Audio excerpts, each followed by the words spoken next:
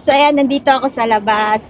Ngayon, yung isi-share ko sa inyo is about statutory ng mga kagaya ko na Hong Kong dito sa OFW dito sa Hong Kong. Ayan, kung nakikita nyo, di ba?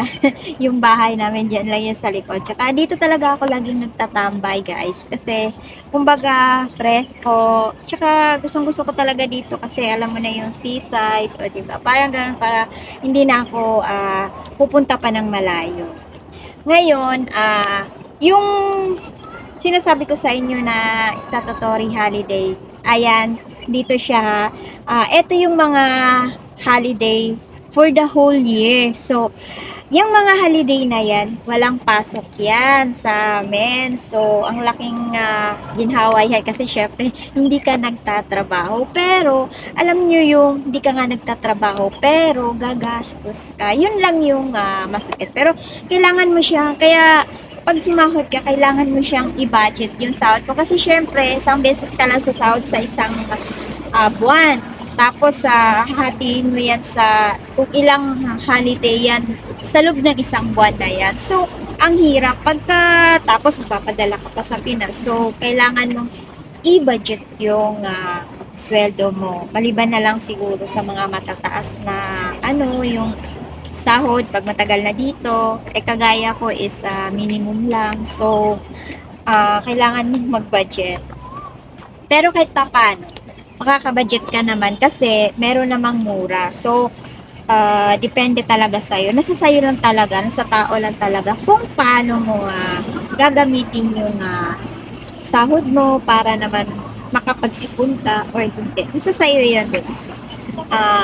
Ang gusto ko lang talaga dito guys is yung sa kagaya ko, syempre nakakapagod yung paghapon ka nagtatrabaho kasi sa totoo lang dito is pagising mo sa umaga, start na kaagad ng ng oras hanggang sa tanghali, tapos makapagpahinga ka lang niya kakain, tapos kung ano-ano yung gagawin mo sa loob ng maghapon. Kumbaga ako halos magdadalawang taon na yung routine ko sa pang-araw-araw is nakasanayan ko yan. Nakadepende lang sa'yo kung paano mo siya i-budget yung time mo. Sa bagay ako nasa bahay lang ako. Napapasalamat ako kasi wala akong alagang bata. Alam mo yung malaki na siya. Pero alam mo yung nakakaano rin kasi syempre pag malaki na siya, hindi mo kailangan kung habang buhay ka doon, di ba? So, dito kasi is kailangan 2 taon renew ka ng kontrata, 2 taon maghahanap ka ng bagong amo kung ayaw na nila sa'yo. So, yun lang yung gusto ko rin dito.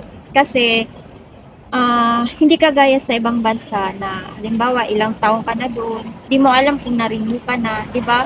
Basta, yun pa rin yung amo mo, hindi pabalik-balik ka na lang, hindi mo alam. Ngayon, kasi dito sa kanila, is alam mo, yung iba pa nga saklap kasi, pag ayaw na, di ba, yung parang, basta na lang, determinate ka. Ngayon, yun lang yung sa iba na naano ko. Tapos, sa side ko na mas sa akin is, papasalamat ako kasi mabait sila. Ngayon, ang inaano ko lang dito na kailangan talaga every 2 years sa sahod mo is kailangan mo siyang pangalagaan. Kasi hindi mo alam mangyayari. Guys, talagang hindi mo alam mangyayari. May mga mangyayari na alam mo na yung utak ng tao, 'di ba, pabago-bago. Baka mamaya bigla ka na lang syakper, o 'di ba?